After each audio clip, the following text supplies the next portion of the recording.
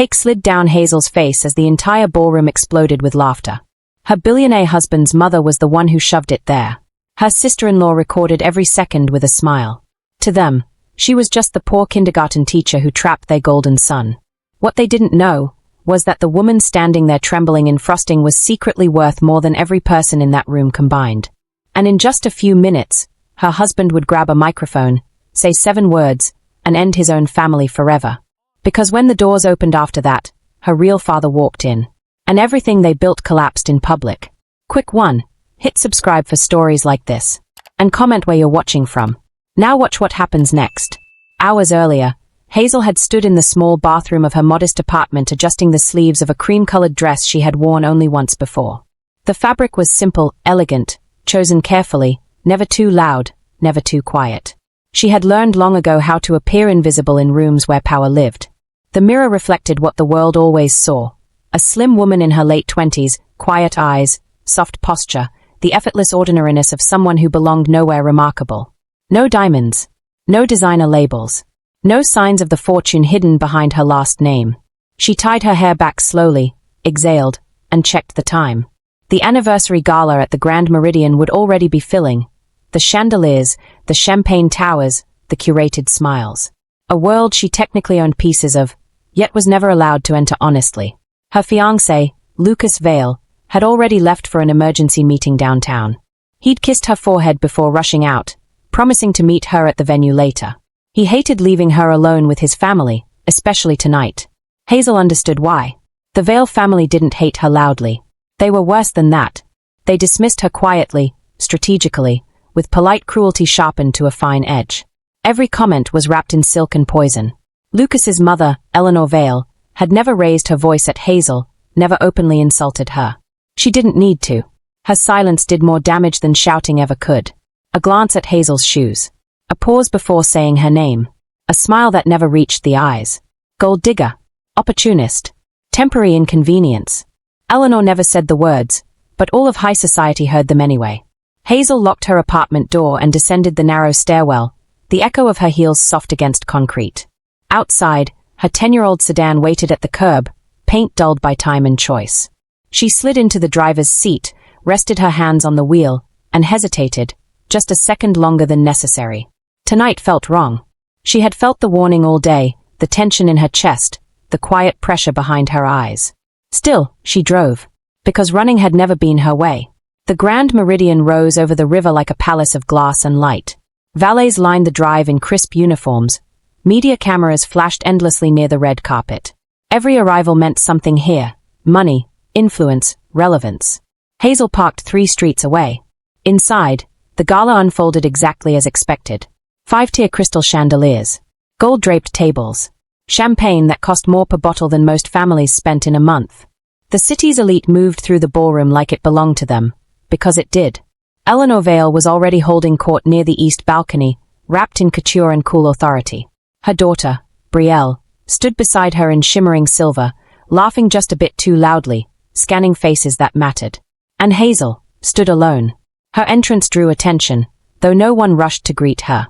The silence that followed her arrival was precise, studied. People recognized her. They always did. The poor fiancé. The anomaly. The mistake Lucas refused to correct.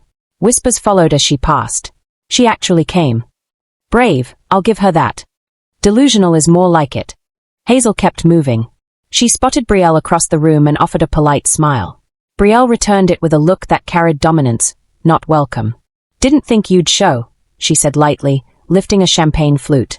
This crowd can be intimidating. Hazel nodded. Congratulations on your anniversary. Thank you. Brielle's eyes flicked down Hazel's dress, then away. Try not to wander too close to the photographers. They are very selective about optics. Hazel understood the message clearly.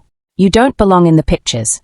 She drifted toward the edge of the ballroom instead, where the river shimmered beyond glass walls. Somewhere behind her, music swelled. Laughter climbed. The night expanded without her.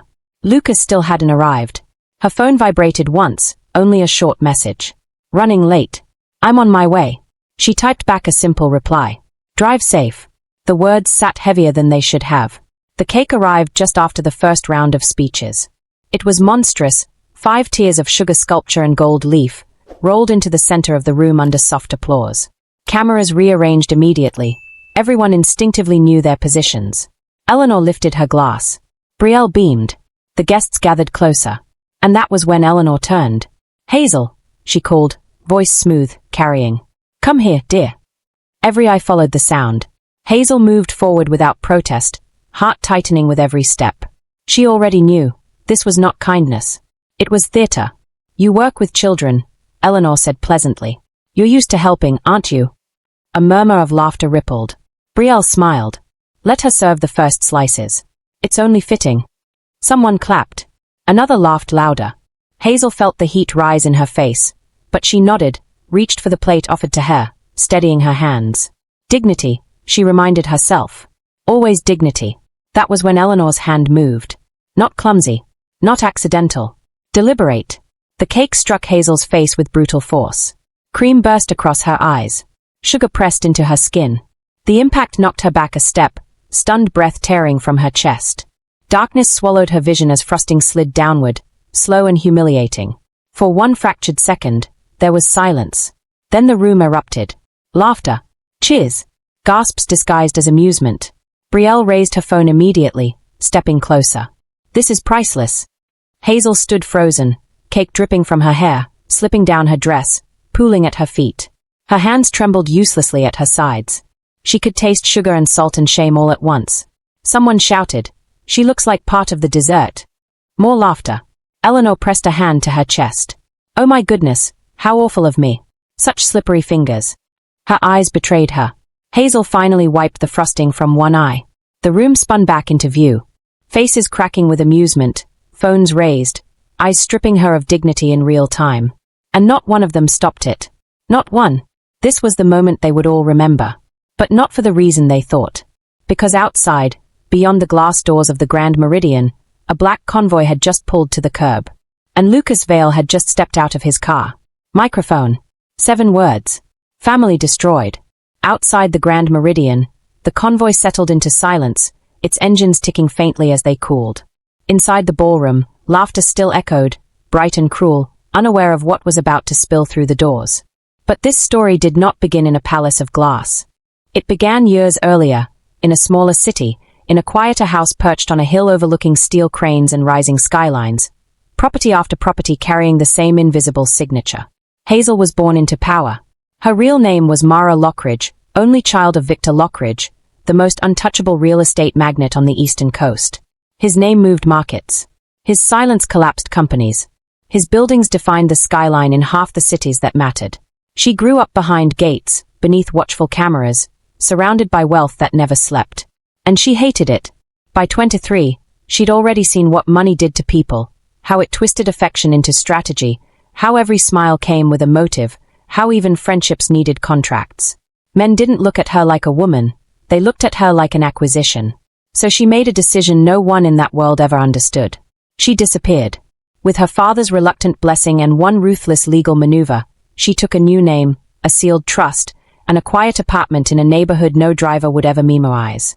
She became Hazel Carter, no empire, no inheritance, no protection besides her own spine. And for the first time in her life, people spoke to her without fear in their eyes. She worked. She struggled. She learned what exhaustion really felt like. She learned how far kindness stretched when it wasn't purchased. She learned the weight of every dollar. And she loved it. Hazel didn't hide because she was ashamed of where she came from. She hid because she wanted to be chosen without it. That was how she ended up at Solace Bridge Kindergarten. Low walls. Bright murals. Sticky hands and laughter that didn't cost anything. That was where she met Lucas Vale. He arrived one rainy afternoon, unannounced, standing awkwardly in a tailored coat that didn't belong among finger-painting stations and shoelace knots. He was supposed to be attending a donor walkthrough on behalf of Vale Industries. Instead, he'd stopped in the doorway and watched Hazel crouched among the children, reading aloud with ridiculous voices and unguarded joy. He didn't see a fortune. He saw a woman who belonged exactly where she stood. Coffee turned into dinner. Dinner into long conversations. Long conversations into trust. Hazel learned he ran a tech conglomerate. Lucas learned she lived paycheck to paycheck. Neither thought twice. That was the miracle of it. When he proposed months later, under soft city light beside a quiet river, there'd been no spectacle. Only shaking hands, cracked breath, and a simple question neither wanted to survive without. She said yes without hesitation. And she said nothing about who she really was. Not because she planned deception, but because once money entered a room, truth never followed it. Back in the ballroom, cake still slid from Hazel's hair in slow, humiliating lines. She had crossed half her life to escape this exact moment. And now it stood laughing in front of her, unaware it was already over. The cake kept sliding. Hazel didn't wipe it away this time.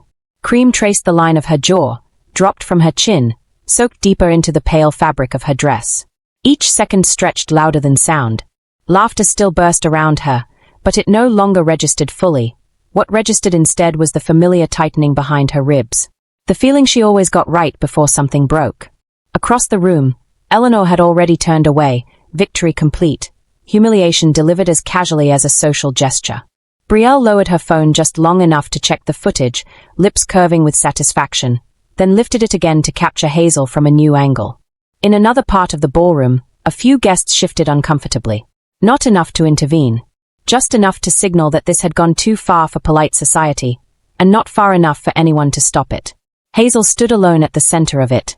She thought of Lucas. He had promised he would shield her from this. Not with authority, never that, but with presence. The simple guard of standing beside her. Tonight, even that had been taken. Her phone vibrated once in her clutch. 2 minutes away. She didn't respond. Across the glass doors lining the ballroom, headlights streaked along the river road, reflections rippling across the dance floor like liquid warnings. This night was collapsing in slow motion. In the weeks leading up to the anniversary, Lucas had sensed the escalation before Hazel ever said it aloud. Eleanor's passive exclusion had shifted into something sharper, denied seating at charity dinners, forgotten invitations, remarks no longer whispered but comfortably loud. The line had moved.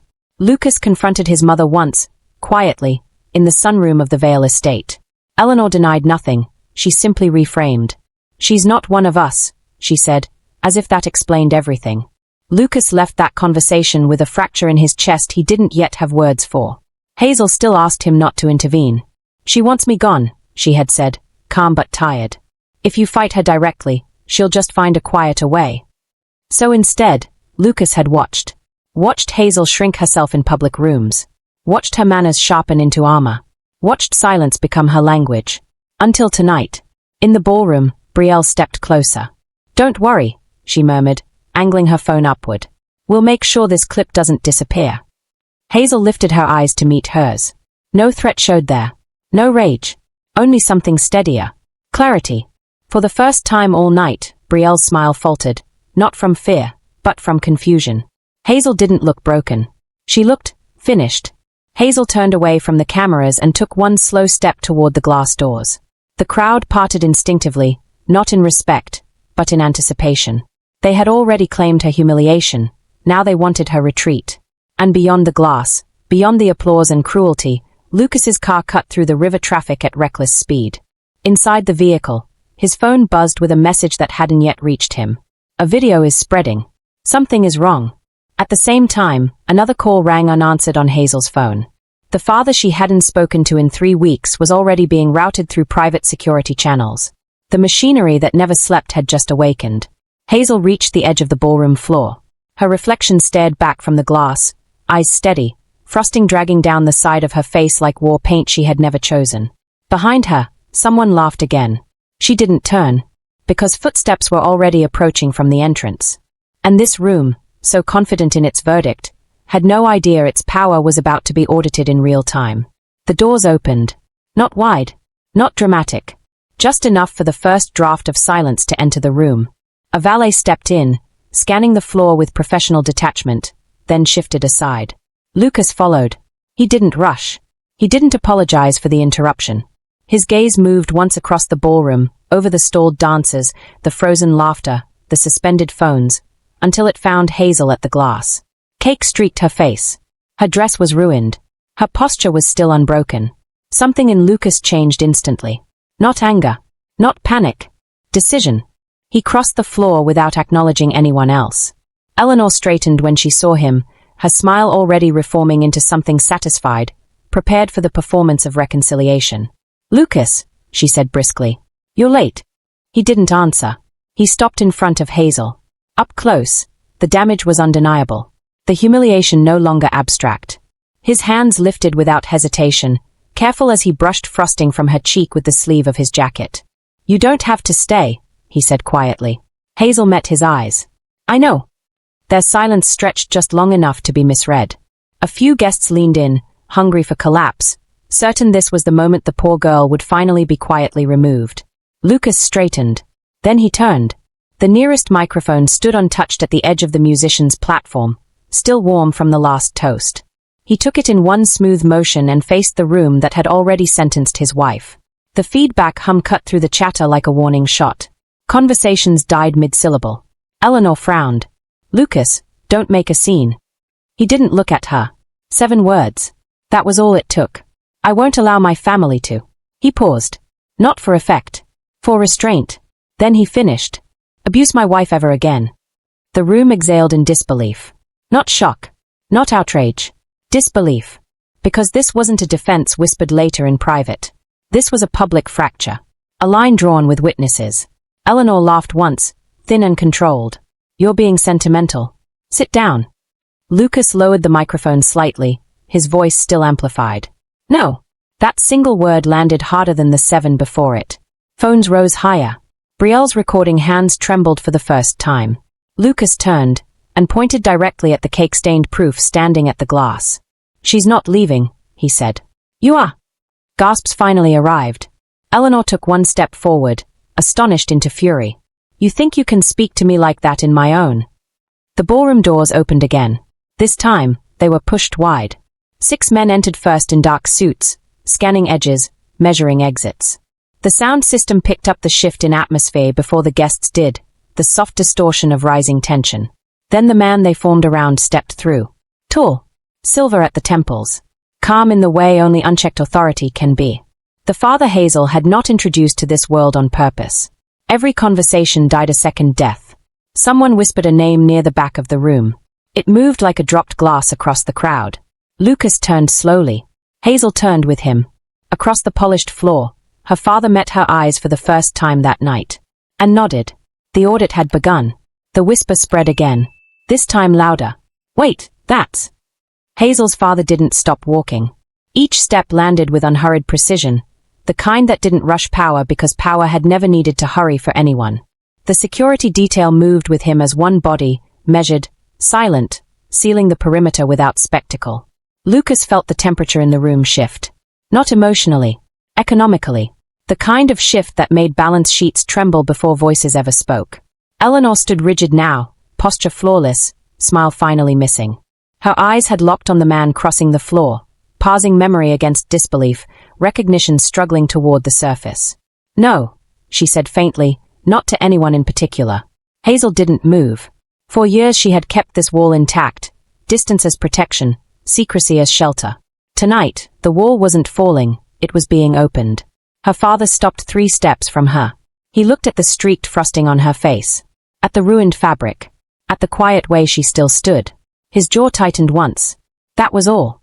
Then he turned, and the room finally remembered how to breathe, and immediately wished it hadn't. Samuel Cross. Someone breathed near the orchestra pit. The name detonated. Phones dipped. Guests backed away by instinct. Eleanor staggered half a step, catching herself on the back of a nearby chair. Impossible. Samuel Cross didn't attend weddings like this. He didn't enter rooms without boards assembled and governments alerted. His empire didn't move through society. It shaped the limits of it. And yet here he stood. Lucas felt it like gravity resetting. Hazel's father studied Eleanor without hostility. Worse, without interest. "You're hosting my daughter's humiliation," he said calmly. "On your own property." Eleanor found her voice, brittle with disbelief. "This is a misunderstanding." "No," Samuel said, still even. "This is documentation." He gestured once. One of his men lifted a tablet and turned it outward. Footage filled the screen, multiple angles, timestamps, audio pristine. The cake. The laughter. Brielle's voice mocking in perfect clarity. Eleanor's command delivered without heat, without doubt. The room watched itself commit a crime in high definition. Brielle's phone slipped from her fingers and cracked across the marble. Lucas exhaled slowly. Now he understood. The messages. The silence. Hazel's refusal to fight back. She hadn't been enduring. She had been archiving. Samuel shifted his gaze to Lucas for the first time. "You married into a family that mistook my absence for permission," he said. "That's not your fault." Lucas nodded once. "No, sir. But what comes next is mine to answer for." Samuel's eyes softened by half a degree. Barely visible. Hazel finally moved. One step. Then another. She stood beside Lucas. Not behind him. Not beneath him. Eleanor looked between them now, her world narrowing in fast motion. "You planned this," she said hoarsely to Hazel. Hazel met her gaze. "No," she said quietly. "You did." Silence crashed. Because the illusion had finally inverted. And everyone in that ballroom now understood the truth at the same time. They hadn't humiliated a kindergarten teacher. They had publicly attacked the daughter of the man who controlled the invisible ceiling above their entire economic world. And the ceiling had just lowered. No one moved. Not because they were frozen, because they were calculating. Samuel Cross didn't raise his voice. He didn't signal outrage. He didn't threaten. The room understood something far more dangerous had arrived, consequences that wouldn't be noisy. Eleanor's lips parted. "This doesn't have to be." Samuel interrupted her without looking back. "Effective immediately," he said to his lead security officer, "block all outbound communications tied to the veil-holding network within this building." The man touched his earpiece once. Across the room, phones lost signal in a ripple of startled gasps. Messages failed. Calls dropped. Screens displayed nothing but dead attempts to reach the outside. Panic didn't explode yet. It leaked. Lucas felt it behind him, a subtle shift in posture, breath patterns breaking, power realizing it had no audience beyond this room. Eleanor's composure fractured in visible layers. "You can't interfere with private corporate infrastructure." Samuel finally turned to her. "You're standing on it." That was the moment terror arrived. Not screaming terror. The deep kind. The kind that understood permanence. Hazel watched her mother-in-law's world shorten by inches. No triumph rose in her chest. Only stillness. The kind left behind when survival gives way to reckoning. Samuel gestured again. The tablets rotated through financial feeds now, live charts, cascading alerts, compliance flags lighting up like a city under blackout. Trading halts. Credit suspensions. Frozen accounts. The Veil names started bleeding credibility on screens before reality had time to catch up. Guests began to back away from Eleanor physically now, as if insolvency were contagious. Brielle was already crying. Not loud. Professionally. Lucas stepped forward. 3 weeks ago, he said evenly into the silence, my wife told me this night might become ugly. She asked me not to stop it. He looked at Hazel. You said the truth needed witnesses. Hazel nodded once. Eleanor swallowed hard. Why didn't you leave? She rasped. Why stay and endure this? Hazel's voice didn't rise. Because you needed to believe I was small. That landed with more force than shouting ever could. Samuel's eyes moved through the crowd now, not threatening, not sweeping. Just selecting. Anyone who filmed tonight, he said calmly, will receive a compliance request by morning. Anyone who distributed it will receive attorneys by noon. Several phones were quietly placed on tables. Hands came up in reflexive surrender. Lucas turned back to the microphone, not to escalate, but to close. My wife is not a guest here, he said. She is not a project. She is not a mistake you get to erase. Eleanor's knees buckled into the chair behind her. 4 years, you told her she didn't belong, Lucas finished. Tonight, you finally proved her right. Hazel felt the weight of that statement settle, not like victory, but like release. The room had shifted fully now. No more crowd. Only witnesses. Samuel stepped closer to his daughter. His voice lowered, private, steady. We can leave, he said. Or we can finish. Hazel looked at Eleanor. At Brielle. At the room that had laughed. We're not done yet, she said. Her father inclined his head slightly. Then the real dismantling began. The dismantling didn't look violent. It looked administrative. Tables were quietly cleared of phones. Security redirected exits with polite firmness. Guests who had once hovered near Eleanor now kept deliberate distance, as if scandal emitted radiation. Hazel stood beside her father as the room transformed around them. Not into chaos. Into exposure. One by one, people who had laughed earlier lowered their eyes. Some whispered apologies that never quite found breath. Others pretended sudden emergencies, fingers twitching uselessly against dead signal. Brielle stepped forward, mascara streaking, voice trembling into performance again. Hazel, I didn't mean. Hazel turned slowly, and Brielle stopped. The silence Hazel gave her wasn't cruel. It was worse. It was final. Samuel's legal team arrived next. 3 people, no introduction, movements precise. Tablets lit up with names, footage, timestamps, distribution paths. Every action from tonight had already become a file. Lucas watched as his mother's allies evaporated in real time. Women who once drank beside her now drifted away as if pulled by tides they couldn't fight. Men who once sought her approval studied the floor, suddenly fascinated by patterns in marble. Eleanor remained seated. Not because she was calm, because her legs no longer trusted her. "This isn't what you think," she whispered to Hazel, each word thinning. "You don't understand what you're unleashing." Hazel leaned in just close enough for only her to hear. "I understand exactly what you taught me," she said gently. "How power hides. How it humiliates quietly. How it assumes silence means weakness." Eleanor's breath shuddered. Hazel straightened. The crowd tightened inward as Samuel cross-lifted his hand once, an unspoken cue that carried more authority than shouting ever could. "My daughter will not give statements tonight," he said. "You will." His team began assigning seats, separating witnesses, recording confirmations. The room no longer felt like a ballroom. It felt like a ledger. Lucas stood at Hazel's side as a woman from the Vale Advisory Board broke down in soft sobs across the room. Another man argued weakly that he had only attended for appearance. The footage answered for him before words could. Hazel felt something she hadn't expected rise in her chest. Not triumph. Not revenge. Lightness. The absence of waiting. Years of bracing. Gone. Eleanor tried once more, voice stripped of command. "Hazel, please." Hazel studied her for a long moment. Then she said only this.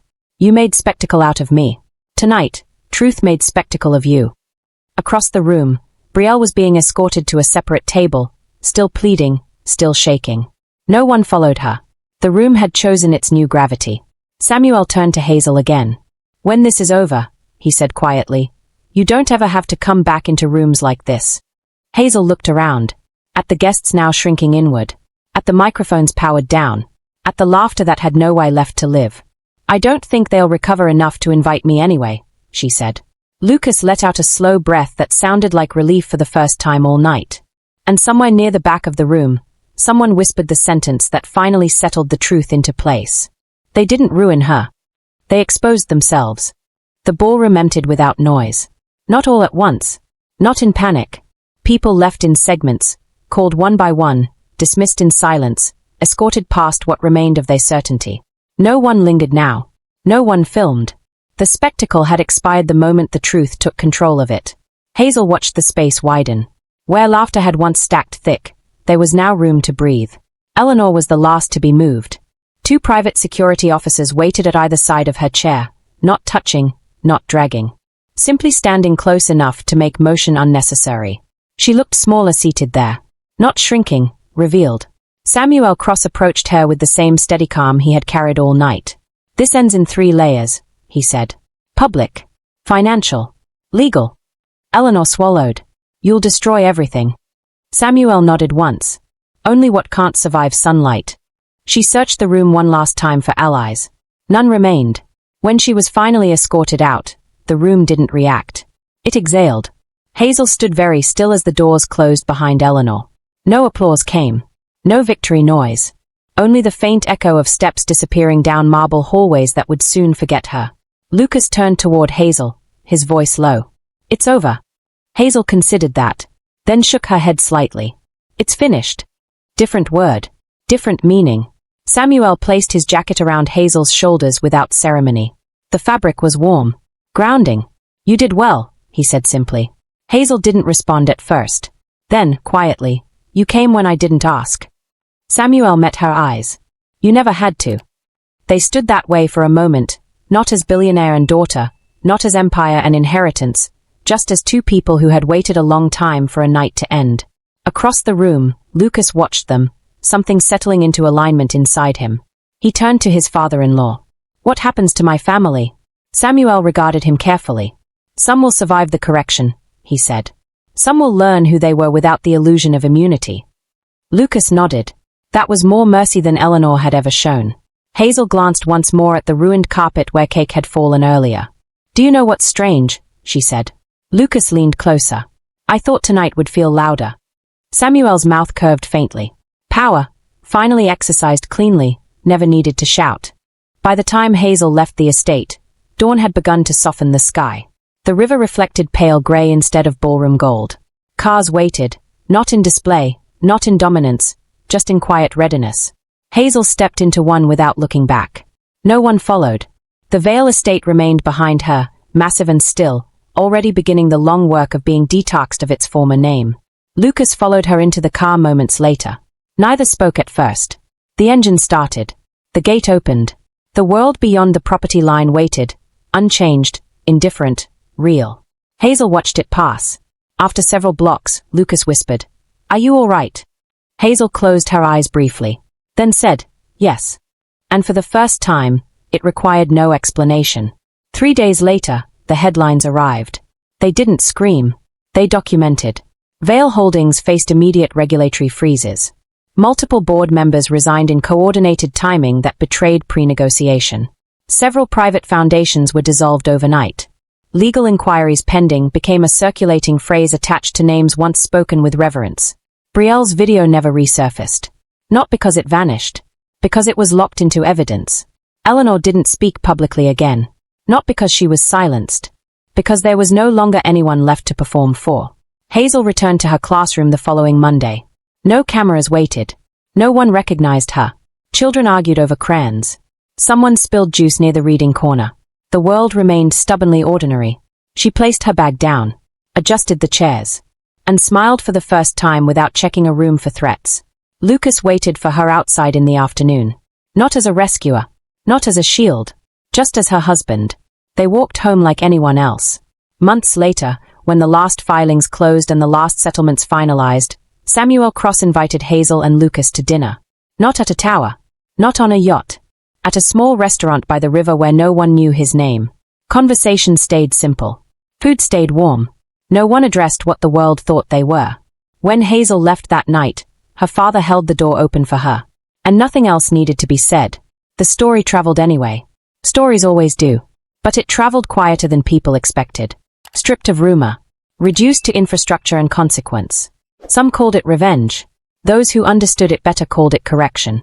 And in one ballroom that no longer hosted performances the same way, a stain in the renovated carpet marked the spot where a kingdom once laughed at the wrong woman. Hazel never spoke publicly about the night. But years later, when a nervous young teacher once asked her how to survive a powerful room that wanted you to disappear, Hazel had given her an answer that wasn't dramatic. "Stay steady long enough," she said. "Power always tells on itself." And then she returned to her class, where her name meant nothing extraordinary, which was exactly how she liked it.